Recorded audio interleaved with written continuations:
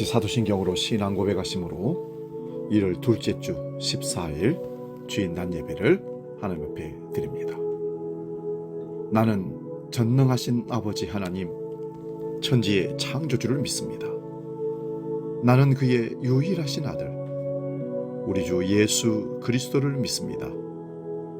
그는 성령으로 잉태되어 동정녀 마리아에게서 나시고 본디오 빌라도에게 고난을 받아 십자가에 못 박혀 죽으시고 장사된 지 사흘 만에 죽은 자 가운데서 다시 살아나셨으며 하늘에 오르시어 전능하신 아버지 하나님 우편에 앉아 계시다가 거기로부터 살아있는 자와 죽은 자를 심판하러 오십니다. 나는 성령을 믿으며 거룩한 공교회와 성도의 교제와 죄를 용서받는 것과 몸의 부활과 영생을 믿습니다. 아멘.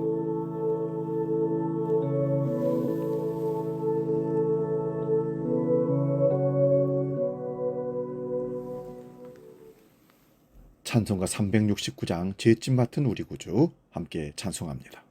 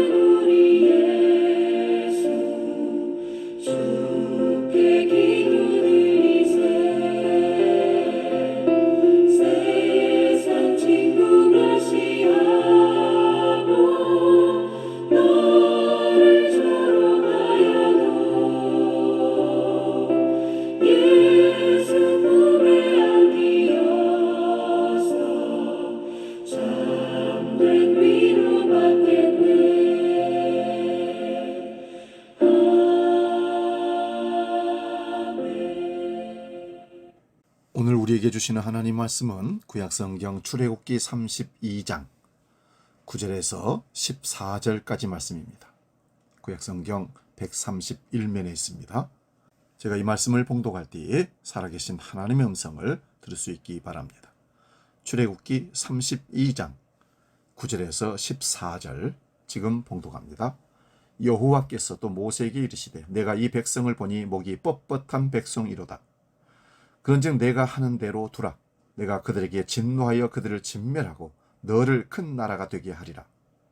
모세가 그의 하나님 여호와께 구하여 이르되 여호와여 어찌하여 그 큰 권능과 강한 손으로 애굽 땅에서 인도해 내신 주의 백성에게 진노하시나이까. 어찌하여 애굽 사람들이 이르기를 여호와가 자기의 백성을 산에서 죽이고 지면에서 진멸하려는 악한 의도로 인도해 내었다고 말하게 하시려 하나이까. 주의 맹렬한 노를 그치시고 뜻을 돌이키사 주의 백성에게 이 화를 내리지 마옵소서. 주의 종 아브라함과 이삭과 이스라엘을 기억하소서. 주께서 그들을 위하여 주를 가리켜 맹세하여 이르시기를 내가 너희의 자손을 하늘의 별처럼 많게 하고 내가 허락한 이 온 땅을 너희 자손에게 주어 영원한 기업이 되게 하리라 하셨나이다. 여호와께서 뜻을 돌이키사 말씀하신 화를 그 백성에게 내리지 아니하시리니. 아멘. 오늘 봉독한 말씀으로 모세의 기도, 이런 제목으로 지난주에 이어서 이번 주도 기도에 대한 말씀으로 함께 은혜를 나눕니다. 오늘부터 누군가를 위해 자신의 문제처럼 생각하고 지금까지 기도하던 사람이 있다면 절대로 포기하지 말고 끝까지 기도하시기 바랍니다. 하나님은 반드시 그 사람을 변화시켜 복음의 통로로 쓰실 것입니다. 하나님을 아는 지식에는 두 가지 도구가 있습니다. 하나는 말씀이고 또 다른 하나는 기도입니다. 말씀은 하나님에 대한 객관적 사실과 역사요 분명한 지식입니다. 이것을 객관적 진리라고 말합니다. 그러나 말씀을 많이 알지만 기도를 통한 개인적 체험으로 하나님을 만나지 못한다면 지식과 정보에 불과한 것입니다. 머리로 알게 된 하나님에 대한 지식을 가슴으로 느끼지 못한다면 자기 자신을 위대하게 만드는 교만에 빠지게 될 것입니다. 그래서 우리는 언제나 기도로 하나님께 나아가야 합니다. 하나님에 관한 지식에 머물지 않고 하나님과 나와의 관계 속에서 체험된 지식으로까지 나아가야 한다는 것입니다. 반대로 하나님에 관한 지식이 없이 스스로 하나님을 알 수 있다고 하는 것은 더 큰 교만이요 큰 위험에 빠지는 것입니다. 스스로 하나님을 만들게 되는 것이고 헛된 상상 속에 하나님을 만드는 신비주의에 빠지는 것입니다. 그래서 우리가 기도 가운데 하나님께 나아갈 때는 언제나 말씀을 붙잡아야 합니다. 말씀에 나타난 진리에 근거해서 하나님께 나아가야 한다는 말씀입니다. 말씀을 읽을 때는 언제나 기도를 향하여 하고 기도할 때는 언제나 하나님 말씀을 품어야 합니다. 이 두 가지 채널을 붙잡지 않으면 하나님을 올바로 알 수가 없습니다. 기도란 하나님의 뜻에 우리가 참여하는 것입니다. 어떤 사람들은 기도를 인간의 자유의지를 포기하는 것이라고 생각하고 거부합니다. 그렇지 않습니다. 기도는 우리를 수동적으로 만들지 않습니다. 기도하는 사람이 가장 능동적입니다. 역사적으로 하나님께 쓰임받았던 가장 능동적인 사람들은 모두 기도의 사람들이었습니다. 하나님은 기도를 통해 우리를 동역자로 초청하십니다. 우리가 처음에는 자기 자신의 소원을 가지고 기도하지만 점점 깊어지면서 하나님의 뜻과 목적에 연합하게 됩니다. 하나님의 동역자요 파트너가 되는 변화가 일어납니다. 모세는 구약에 나타난 인물 가운데 가장 훌륭한 지도자였습니다. 그는 지도자이기 전에 기도자였습니다. 모세가 나오는 성경 구절 중에서 가장 많이 나오는 말씀이 여호와께서 모세에게 이르시되 라는 말씀입니다. 하나님은 끊임없이 모세에게 말씀하셨고 모세도 하나님 앞에 말씀을 드렸습니다. 모세의 리더십은 인간적인 리더십 원리나 법칙을 따르는 것이 아니라 하나님의 음성에 귀를 기울이며 하나님 앞에 기도로 나아가는 것이었습니다. 기도가 아니었다면 모세는 백성들을 이끌 수 없었습니다. 기도가 아니었다면 모세는 하나님의 사명을 감당할 수도 없었습니다. 모세에게 다른 별명 하나를 붙인다면 중간에 서 있는 사람이라 할 수 있습니다. 모세는 태어나자마자 보호받기 위해서 갈대 상자에 담겨 나일강에 던져졌고 바로 공주의 아들로 자라났습니다. 그의 태생은 히브리인이지만 유년 시절에는 애굽인으로 자라났습니다. 애굽과 이스라엘 중간에 있는 사람으로 자란 것입니다. 그는 자신이 히브리인인지 애굽인인지 중간에 서서 갈등했을 것입니다. 하나님의 부름을 받았을 때도 모세는 삶의 중간에 서서 영적 전쟁을 치러야 했습니다. 모세의 사명은 하나님과 백성들 중간에 서서 중보하는 일이었습니다. 이것을 제사장적 위치라고 합니다. 여러분, 처음에는 하나님과 나와의 관계를 위해 기도하지만 기도가 깊어지면 반드시 하나님과 세상 사이에 서게 됩니다. 그래서 중보 기도자가 따로 있는 것이 아니라 기도하는 사람, 진정한 기도의 사람을 통해서 중보 기도자가 되는 것입니다. 하나님과 또 다른 영혼, 하나님과 세상, 하나님과 민족, 하나님과 교회, 하나님과 내가 아는 많은 사람, 하나님과 가정, 하나님과 내가 맡은 사명 등을 기도하게 됩니다. 중간에 선 사람이 되는 것입니다. 오늘 본문은 모세의 기도에 하나님이 어떻게 응답하셨고 우리가 모세의 기도를 어떻게 배울 수 있는지를 보여주는 강력한 사건입니다. 모세가 시내산에 올라가 40주 40야 동안 하나님과 밀접한 친밀한 교제를 나누는 직후 사건이 일어났습니다. 시내산에 올라간 모세가 빨리 내려오지 않자 백성들은 다급했고 불안했고 두려웠습니다. 사람들은 불안하고 두려우면 무언가를 찾습니다.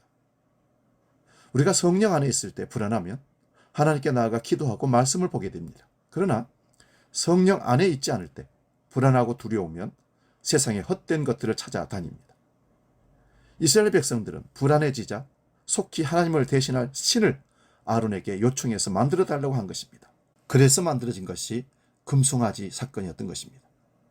금송아지를 만들고 그 금송아지가 자신들을 애굽에서 이끌어낸 신이라고 고백했던 것입니다. 하나님께서 그 상황을 다 바라보시면서 한탄하시며 모세에게 이렇게 말씀합니다. 본문 8절입니다. 그들이 내가 그들에게 명령한 길을 속히 떠나 자기를 위하여 송아지를 부어 만들고 그것을 예배하며 그것에게 제물을 드리며 말하기를 이스라엘아 이는 너희를 애굽 땅에서 인도하여 낸 너희 신이라 하였도다.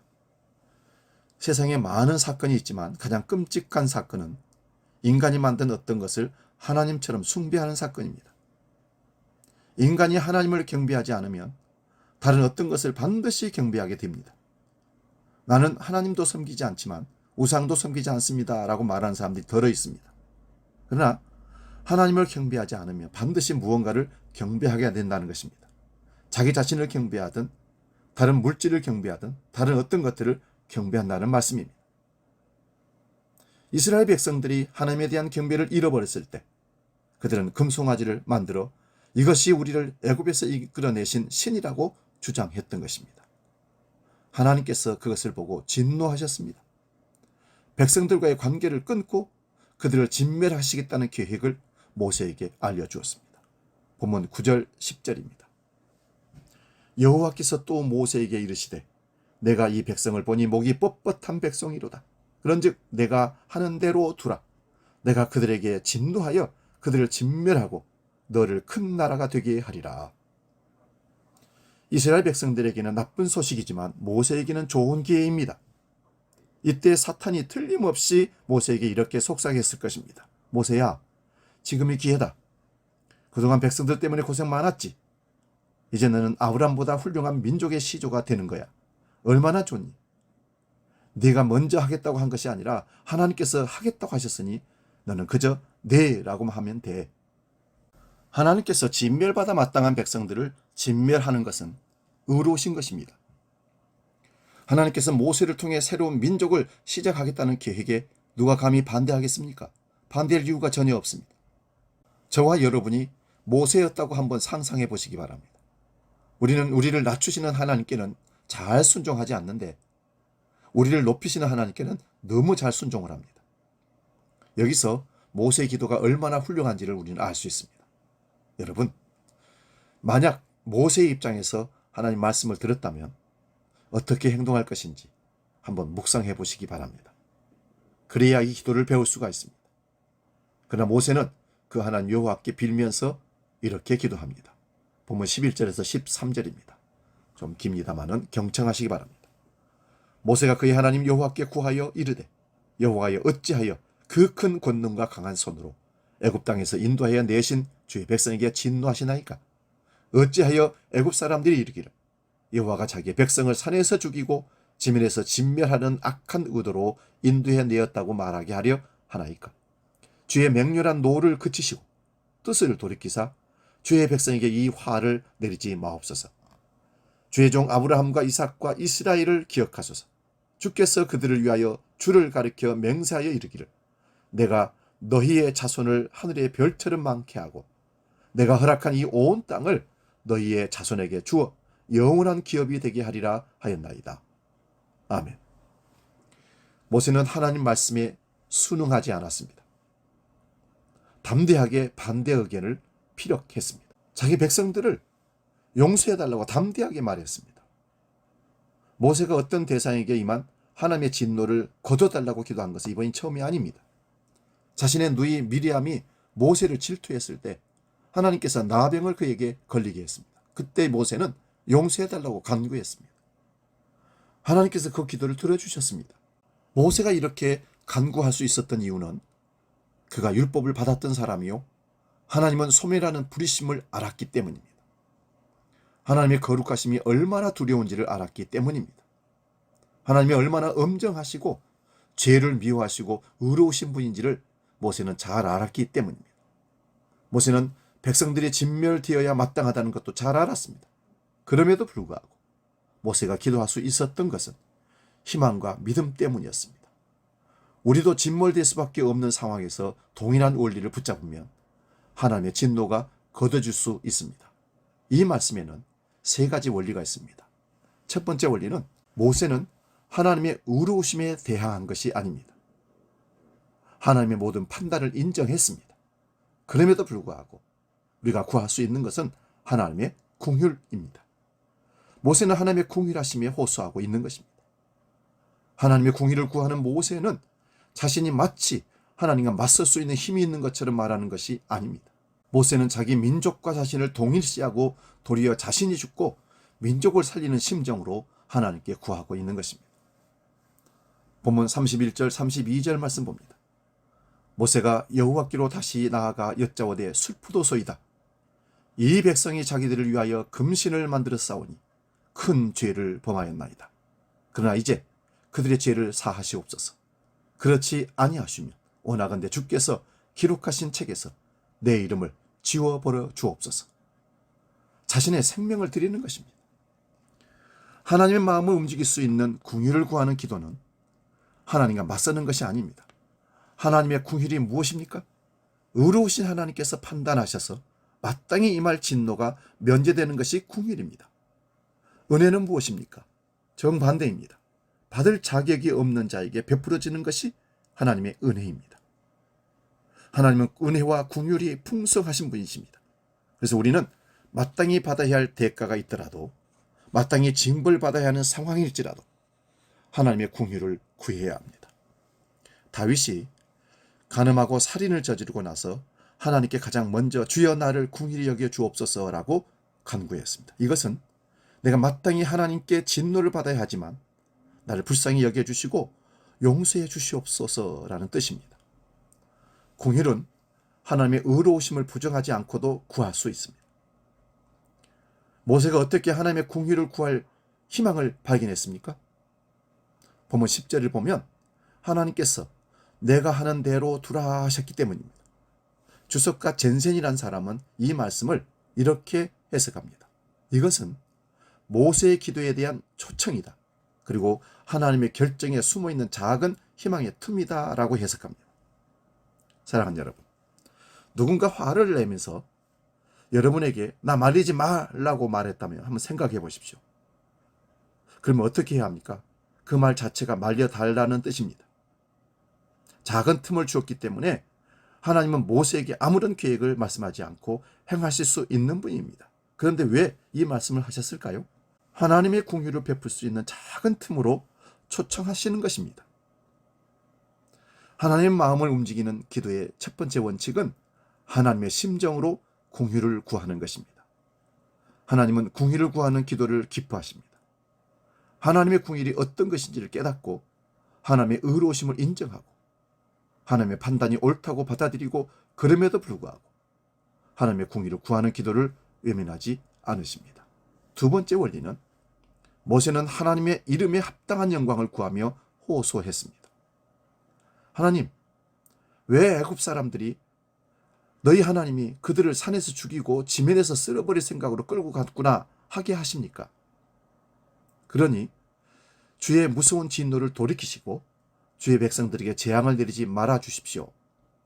모세의 기도가 한층 더 깊어졌습니다. 백성들의 운명을 불쌍히 여겨달라는 기도에서 더 나아가 하나님의 이름에 합당한 영광을 구하고 있습니다. 우리의 기도는 자신의 소원이나 필요를 구하는 기도에서 시작합니다. 그러나 그 기도가 깊어지면 하나님의 영광을 구하게 됩니다. 하나님께서 왜 이스라엘 백성들을 출애굽시키셨습니까? 그 백성들이 바벨론의 포로로 잡혀갔을 때 왜 돌아오게 했습니까? 하나님의 이름에 합당한 영광을 돌리기 위함이었습니다. 그리고 하나님의 처소를 삼기 위함입니다. 출애굽기 15장 17절을 봅니다. 주께서 이 백성을 인도하사 그들을 주의 기업의 산에 심으시리이다. 여호와여, 이는 주의 처소를 삼으시려고 예비하신 것이라. 주여, 이것이 주의 손으로 세우신 성소로소이다. 출애굽시킨 것은, 하나님께서 우리를 구원하신 것은 모두 하나님의 영광스러운 이름 때문이고 우리를 처소 삼기 위함입니다. 진심으로 하나님의 영광을 위한 기도가 품어질 때 그 기도에 귀를 기울이십니다. 세 번째 원리는, 모세는 하나님의 약속을 붙잡음으로 하나님의 마음을 움직였습니다. 본문 13절입니다. 주의 종 아브라함과 이삭과 이스라엘을 기억하소서. 주께서 그들을 위하여 주를 가리켜 맹세하여 이르시기를, 내가 너희의 손을 하늘의 별처럼 많게 하고 내가 허락한 이 온 땅을 너희 자손에게 주어 영원한 기업이 되게 하리라 하셨나이다.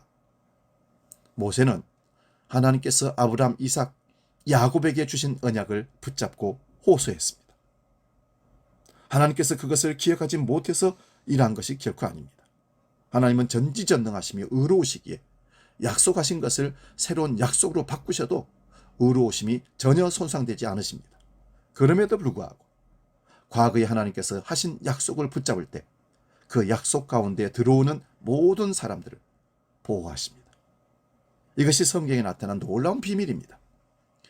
하나님께서 왜 이삭과 야곱을 축복하셨습니까? 그들의 개인적인 위대함 때문이 아닙니다. 아브라함에게 하신 약속 때문입니다. 그러므로 우리의 기도가 하나님의 마음을 확실하게 붙잡을 수 있는 것은 하나님의 약속을 주장하는 것이기 때문입니다. 하나님의 약속을 붙잡고 하나님의 공의를 구하고 하나님의 영광을 바라보면 하나님께서 내리신 결정이라 할지라도, 역사에 내려질 하나님의 진노라 할지라도 거둘 수 있고 변화시킬 수 있습니다. 여기에 우리의 희망이 있습니다. 한 사람 한 사람의 기도에 능력이 있습니다. 우리의 기도가 역사를 바꿀 수 있습니다.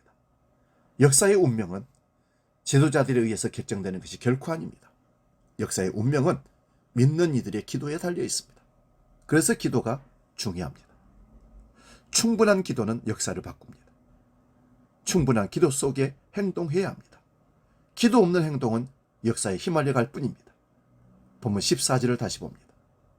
여호와께서 뜻을 돌이키사 말씀하신 화를 그 백성에게 내리지 아니하시니라. 아멘.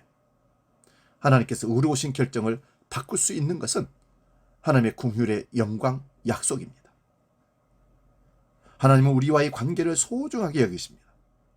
하나님은 우리의 의로운 기도에 설득되기를 기뻐하시는 분입니다. 하나님의 마음을 움직이고 역사를 움직이는 기도가 우리를 통해 들어줄 수 있다는 것이 가장 큰 희망입니다. 이 희망을 붙잡고 기도하기를 축원드립니다. 이 시간 복음 찬양, 주는 완전합니다. 찬양하고 기도하고 마치겠습니다.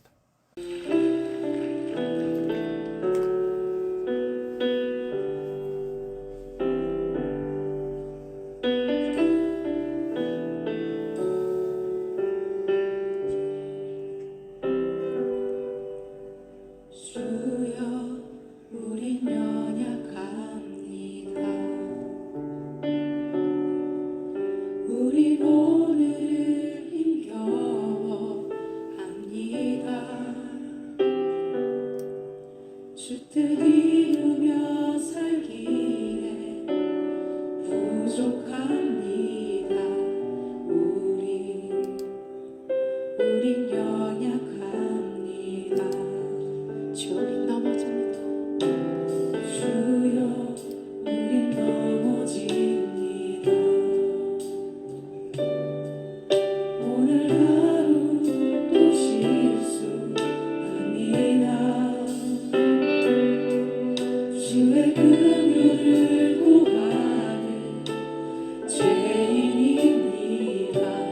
우리 주만 바라봅니다. 한없는 주님의 은혜 온 세상 위에 넘칩니다. 가릴 수 없는 주 영광 온 땅 위에 충만합니다. 주님만이 기오니 우린 그 길 따라갑니다. 그날에 우리 이루신 주는 완전합니다.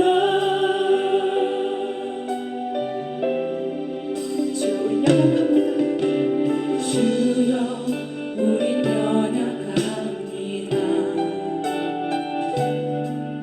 우리로는 힘겨워합니다. 주 뜻 이루며 살기에 부족합니다. 우린 연약합니다. 주여 우린 넘어집니다. 주여 우린 넘어집니다. 오늘 하루도 실수합니다. 주의 긍휼을 구하는 죄인입니다. 주만 바라봅니다. 한없는 주님의 은혜 한없는 주님의 은혜 온 세상 위에 넘칩니다. 가릴 수 없는 주 영광 온 땅 위에 충만합니다. 주님만이 기오니 우린 그 길 따라갑니다. 그날에 우리 이루신 주는 완전하겠습니다. 한없는 기도하겠습니다. 하나님, 우리도 하나님의 마음을 움직이고 역사를 움직이는 능력의 기도자로 서게 하여 주옵소서. 모세가 하나님의 약속을 믿고 타락한 백성들과 거룩하신 하나님 사이에서 중보했던 기도로 우리도 누군가를 위해 목숨 걸고 기도하는 기도의 비밀과 능력을 체험케 하여 주옵소서. 가정을 위해, 교회를 위해, 나라와 민족을 위해 기도하는 기도의 중보자로 쓰임받는 우리 모두가 되게 하여 주시옵소서. 이제는 오늘 드려질 헌금을 놓고 봉헌 기도합니다. 존귀하신 아버지 하나님, 오늘도 하나님께서 베풀어 주신 물질들을 하나님 앞에 드리며 나아갑니다. 모든 것의 주인이 하나님이심을 고백하며 11조를, 또한 우리에게 은혜 베푸시고 궁의를 베푸심에 감사하여 예물을 드립니다.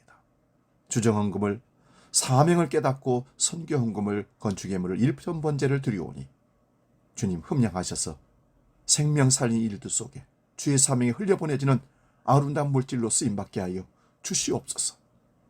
힘들고 지친 백성들에게 모든 것의 주인이 하나님이시고 채우시고 인도하신 이가 하나님이심을 삶 속에서 체험토록 주님 인도하여 주시옵소서. 예수님의 이름으로 축복하며 기도하옵나이다. 아멘.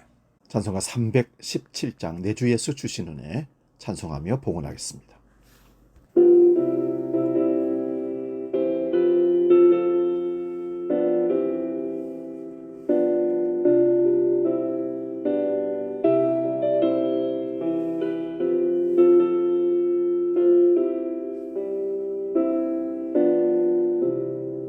내 주 예수 주신 은혜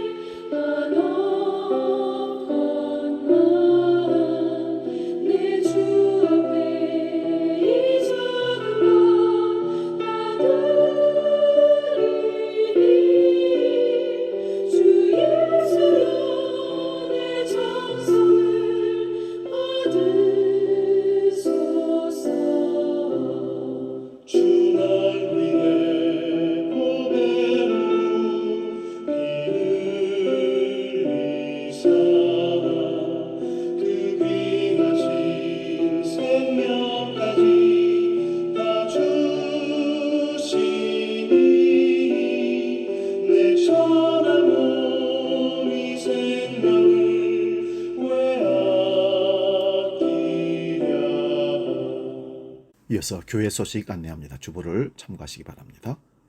예배 후에 예상결산 공동회의가 있습니다. 남순교회 원래에는 1월 21일, 여전도회 원래에는 1월 마지막 주에 본당에서 모입니다. 소득공제 기부 영수증이 필요하신 분들은 미리 신청해 주시면 감사하겠습니다. 새해 구역을 편성해서 로비에 붙여놨습니다. 보시고 구역을 위해서 기도하고 함께 협력할 수 있기를 바랍니다. 다른 광고는 주보를 참고하시고 이제 하나님의 약속, 결단성 찬송하고 축도하고 마치겠습니다.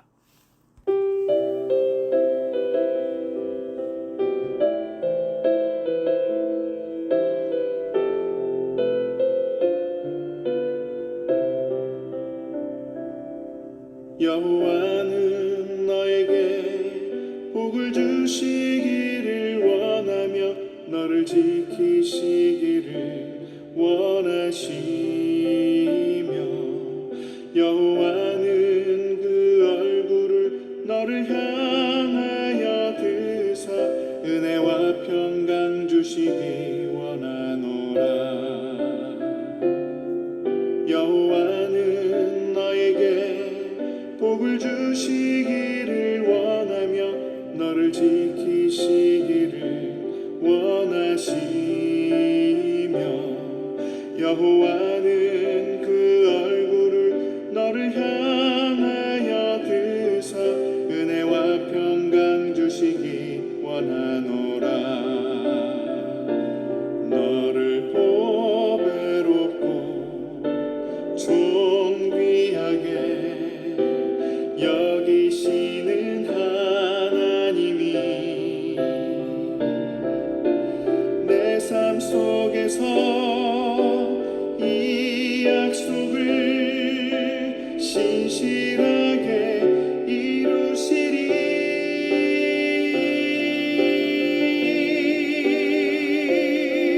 땅에 기름진 것으로 하늘에 신령한 것으로 너를 복주시고 지키실 하나님이